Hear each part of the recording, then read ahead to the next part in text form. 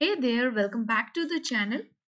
हम लोग यहाँ पर पढ़ रहे थे क्लास 11 की informatic practices IP class 11 NCERT.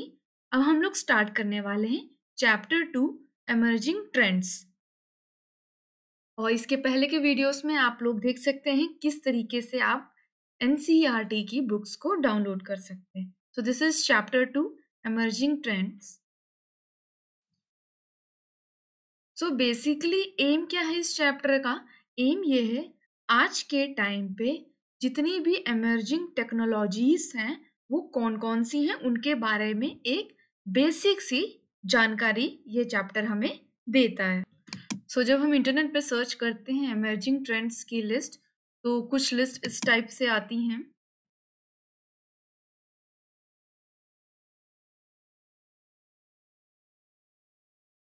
आप देख सकते हैं artificial intelligence, metaverse, blockchain, quantum computing, ये जितनी भी टेक्नोलॉजीज आप देख रहे हैं ये 2023 की हैं। अभी एआई की बहुत ज़्यादा फेमस हो रही टेक्नोलॉजी है चैट जीपीटी, जिससे आप कोई भी क्वेश्चन पूछते हैं वो उसका आंसर दे देती है।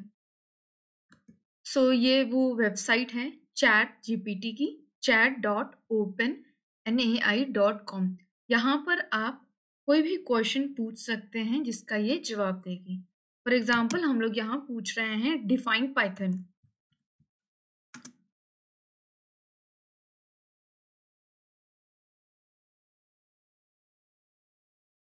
इस प्रकार से ये पूरी की पूरी हम लोगों को डिटेल्स देती है। आप बहुत सारे काम यहाँ पर करवा सकते हैं।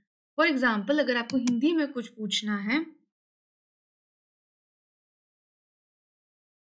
एनसीईआरटी की कुछ किताबों के नाम बताओ। ये बहुत सारी लैंग्वेजेस में बात करती है और आप अपनी मदर टंग में भी इससे कोई भी सवाल पूछ सकते हैं।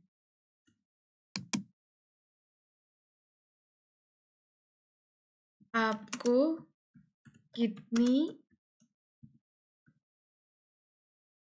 लैंग्वेजेस आती हैं?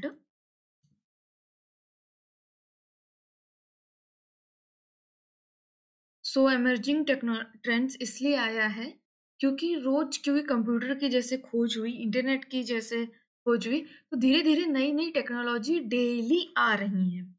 तो कुछ ऐसी टेक्नोलॉजीज के बारे में हमें भी पता होना चाहिए। तो फर्स्ट है एआई, जिसको हम बोलते हैं आर्टिफिशियल इंटेलिजेंस। तो एआई के लिए सबसे पहले आपको बेसिक्स ऑफ पाइथन आना चाहिए, मशीन लर्निंग, उसके बाद आप एआई पे एंटर कर सकते हैं।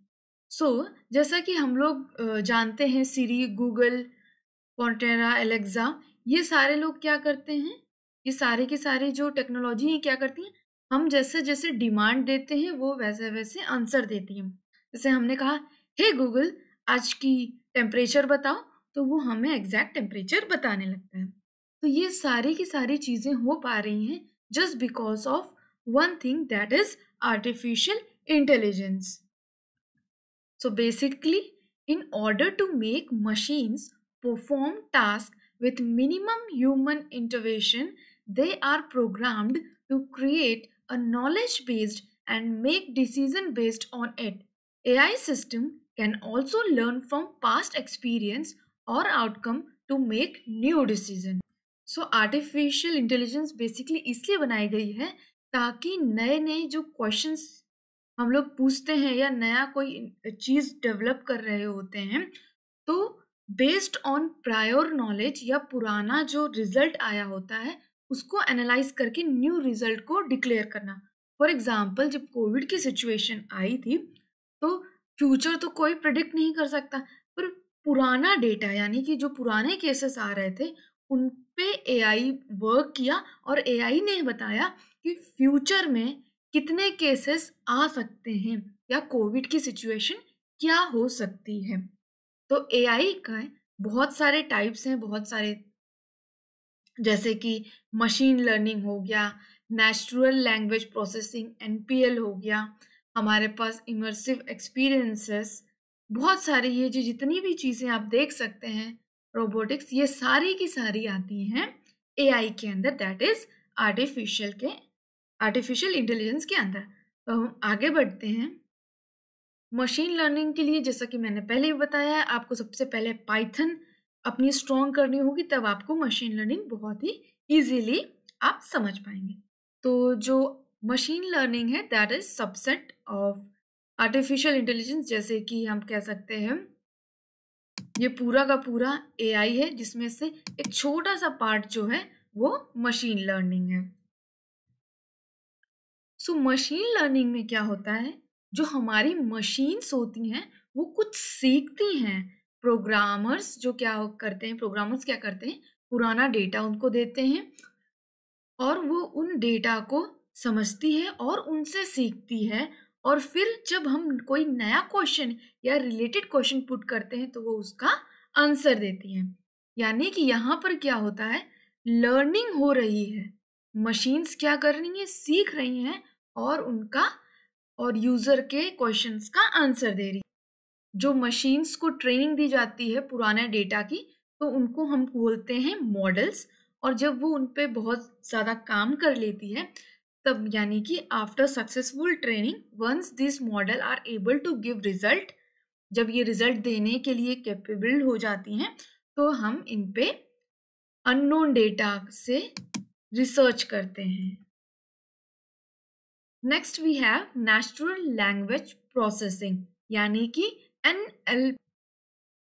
फॉर एग्जाम्पल हम लोग क्या करते हैं, गूगल में जब कुछ टाइप कर रहे होते हैं, यहाँ पर अगर हमने टाइप किया NCERT, तो यहाँ पर हमारे पास बहुत सारे ऑप्शंस आ रहे हैं। फर्स्ट NCERT की वेबसाइट है, सेकंड है नॉर्मल सर्च हो जाएगा, NCERT book, NCERT solution, NCERT example और बहुत सारी चीज़ें। तो ऐसा क्यों हो रहा है, किस वजह से हो रहा है, just because of natural language processing.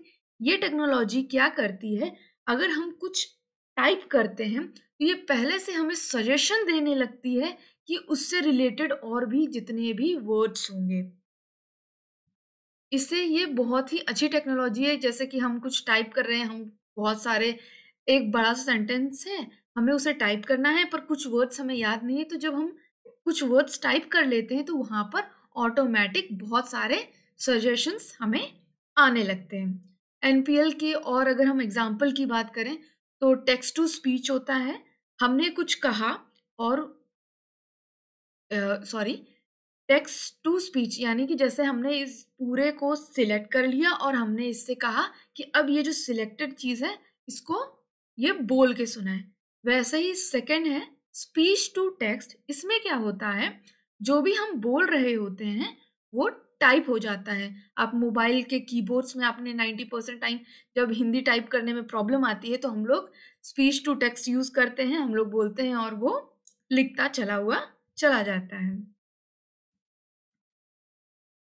और एक टाइप की हम बात कर सकते हैं तो यहाँ पर ट्रांसलेशन होता है from one language to another language. So आगे की जो चैप्टर है फर्दर वो हम लोग नेक्स्ट वीडियो में स्टडी करेंगे। Thank you for watching this video. Don't forget to like and subscribe the channel.